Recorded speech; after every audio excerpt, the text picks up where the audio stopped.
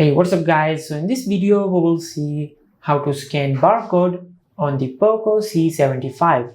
Now to do that, you can either tap on the Google Lens icon on the search bar on your Poco C75 just like that, or you can download the Google Lens app from the Play Store.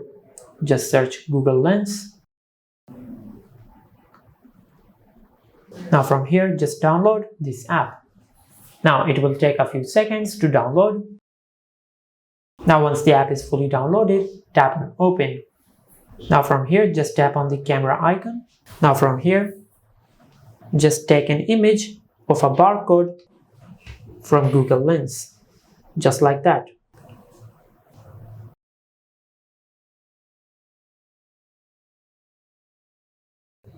Now from here, as you can see, it scanned the barcode and it understood that the barcode belongs to a Coca-Cola bottle, just like that. And this is how you can scan barcode on the Poco C75. If you found this video helpful, please like the video and subscribe to our channel and hit the bell icon to get notified when we upload a new video.